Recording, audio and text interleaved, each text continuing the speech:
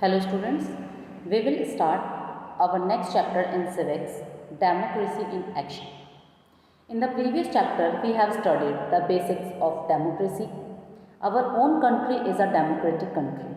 Our democracy is on the line of representative democracy.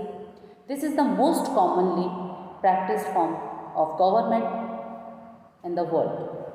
In this chapter, we shall now see how democracy works in India.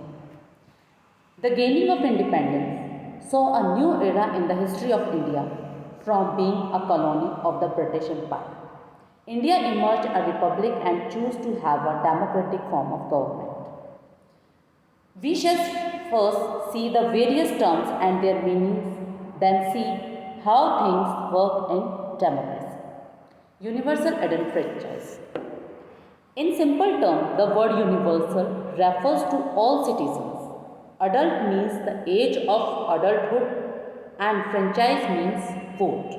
So it means that all adults of country have right to vote and elect their representative in the government. Universal adult franchise is the basis of representation at all levels of government. All Indian citizens who have attained the age of 18 are the right to vote. Universal adult franchise follow the principle of one person, one vote, which means that every citizen of India can cast only one vote during an elections. The procedure to organize voting by the public for the formation of the government is called a election process. Students, elections are organized by the election commission. The election commission is responsible to announce the schedule of elections. It gives out the schedule for filling nomination papers by the candidates. People who wish to contest the elections file their nomination and deposit a security amount.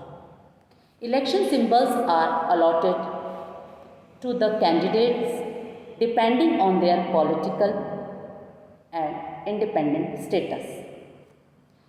The candidates carry out publicity campaign to convey to the public about the policies and agendas they would adopt if elected. The Election Commission is responsible to ensure that the list of voters is prepared on time.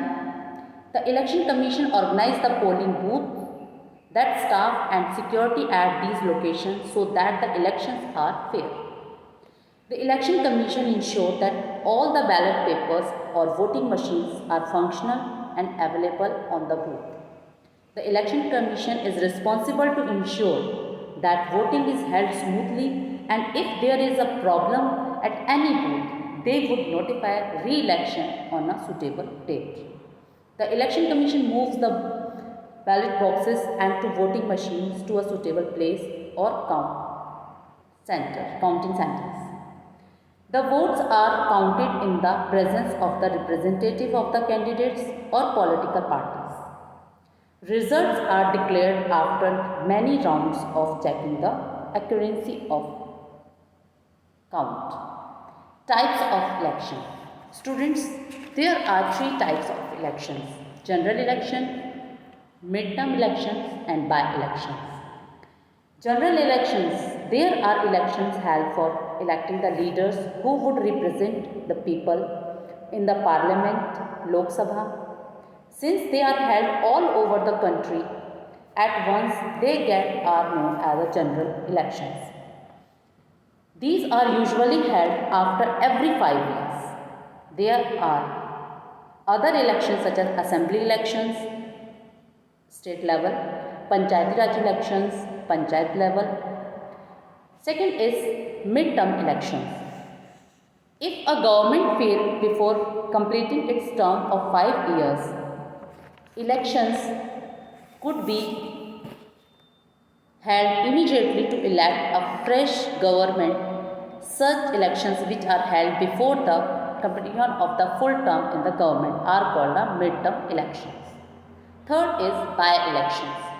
The elections which may be held for a specific or limited seats for a specific reason are known as by-elections. Political parties.